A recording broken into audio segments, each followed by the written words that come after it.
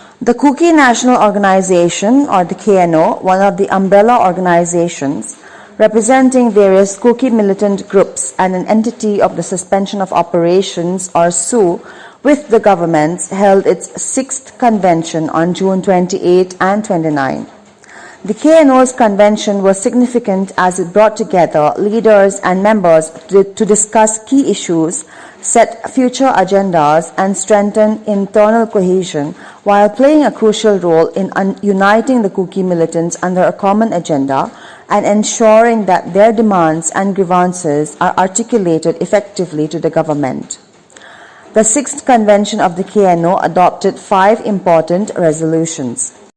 Resolution number 1, the August House unanimously approved and adopted the agreement signed on 20th November 2023 by all the 17 armed groups under KNO to form an organic body called the Kuki Army. Number 2, the organization being of the presidential form, it is agreed that the President shall look into the structural formation of the organization. Number 3 deals with poppy eradication, which shall be taken up by the concerned department under the supervision of the Home Secretary in consultation with the CSOs. Number 4, special attention to be given in regards to coordination and relations with the civil society organizations and the public in general. Number 5, as financial emergency arises, the matter is referred to the Unified Command to do the needful. On the sideline of the convention, Dr. Saileen Haukip, spokesperson of KNO, elaborated on the elevation of the Kuki SoO group's demand from a territorial council to a union territory. He pointed out that the disruption of the peaceful tripartite dialogue on May 3, 2023, which led to the ethnic cleansing of the Kuki SoO community, compelled them to elevate their demand to union territory status under Article 239A of the Indian Constitution. It is due to necessity, asserted the KNO spokesperson. SoO has been in dialogue with government since 2008. And our demand has been a form of self-governance, which was expressed as the Autonomous Territorial Council within the state of Manipur. Now, of course, before that process, that demand could be concluded by the government during the talks with us, unfortunately, on the 3rd of May 2023, as we all know, there was widespread disruption in the state, starting in the capital at Imphal, which amounted to ethnic cleansing of our people, where we are a small minority in the valley, and of course where we've been living with our neighbors, the 2 other communities in the state. We coexisted, and for generations our people have lived together. And accordingly, of course, it was right and proper for us to seek our administrative arrangement within the state to improve our condition of life or quality of life. And it's constitutionally appropriate for us to ask for provisions that are in the Constitution so that we can uplift our people, which would be to the benefit of the entire state. So that was the aim, and that's why we asked for Autonomous Territorial Council. Earlier we had Autonomous District Council.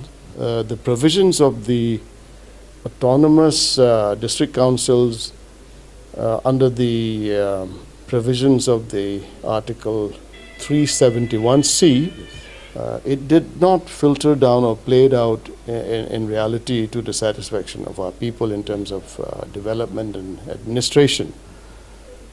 Be that as it may, we, as you know, for many, many years, despite the fact that often autonomous district council elections were not held, whenever it was functioning, it was felt to be highly inadequate in terms of meeting the developmental administrative aspirations of the people. So although the clause, the constitutional provision of 371C was part of the state of Manipur's creation in 1971, for 50 years it fell short of expectations of the people. And we also found that there can be better provisions under the constitution within the state of Manipur, and that was by way of our demand for autonomous territorial council within Manipur. Earlier it was autonomous district council. We wanted to elevate that to autonomous territorial council for better provisions that we were aspiring for. And it all happened very peacefully in due process. But before that, the dialogue with the government, which was a tripartite dialogue comprising the center, the state, and the SoO groups, amicable conclusion was what we all desired, and talks were going on very smoothly. But as I mentioned earlier, since we could not arrive at that agreement and settlement because of the disruption that broke out in Imphal Valley on the 3rd of May 2023, then we were, as I mentioned, ethnically cleansed out of Imphal, which is the capital of the state, and it was very obvious by the powers that were involved in the ethnic cleansing. We were not wanted in the land where we were a part of for generations. And so quite naturally, we moved towards the hill districts. The KNO spokesperson, Dr. Sailen Haukip, also clarified that labeling the Kuki SoO community as illegal migrants, narco-terrorists, and poppy cultivators is inaccurate and unjust. He further highlighted a significant shift in the narrative surrounding the Kuki SoO people from being victims of the Manipur mayhem to now being unfairly labeled as perpetrators. These clarifications are aimed at challenging misconceptions and advocating for a fair representation of the Kuki SoO community's history and current realities. Now, my question is, supposing I don't know how many of the valley people who are in Myanmar in terms of ethnicity were affected by this military junta pogrom, whether they came across the border or not, I don't know. But from what we see, there might not be any, because it appears the VBIGs are siding with the military junta. So for that particular community, maybe it's not a threat for them to be there. But in our case, it is a known fact that our people are in the pro-democracy group, and they're the ones fighting the military junta's dictatorial rule. And so we are the affected people, and we, because of our desire for upholding democracy in Myanmar, our people have been tortured, killed, and they have had to flee, and they are clearly refugees. But the fact that the people who have come across are not, in terms of ethnicity, similar to the ones in the valley, one can say that's why they're being mistreated and they're being misrepresented. Why is Mizoram receiving them so favorably? Because of their own ethnic entity.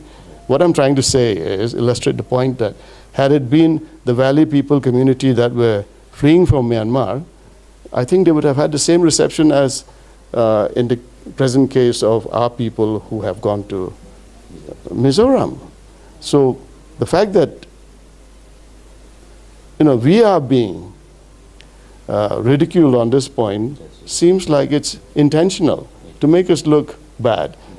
The illegal immigrant label, then narco-terrorism, poppy cultivation. We are not the only ones who have engaged in this, and that too, our people, some of them have engaged because they're seeking their livelihood. Clearly, the state government has not given our people their due, and they have to look for survival. I'm not justifying it. So all these narratives cast against us. Earlier, when 3rd of May incident happened, the ethnic cleansing began, the world knew we are the victims and the perpetrators are the others. Now, because of media, the narrative is changing. The victims have become the perpetrators, and the effort is definitely there. And the perpetrators are being projected as the victims. So all these are, they come in the realm of narratives, and narratives are always twisted, it seems. In our case, we want peace, and therefore we we demonstrate that stand very clearly by not going on the offensive. So we are not in the wrong. We don't want war, but if people kill us, we have to defend ourselves, and therefore we cannot be labeled as the perpetrators. So all these are, factual evidence. It's clearly there for the world to see. So any number of narratives on medias is not going to, it may pull the wool over certain people's eyes who are maybe downright ignorant of what's going on. But anybody who has eyes to see and ears to hear cannot be swayed by false narratives. And false narrative is not going to bring about any solution, any peaceful coexistence. We respect our fellow human beings, irrespective of which ethnicity, race or religion, and we hope the same will, be reciprocated, and then peace will come.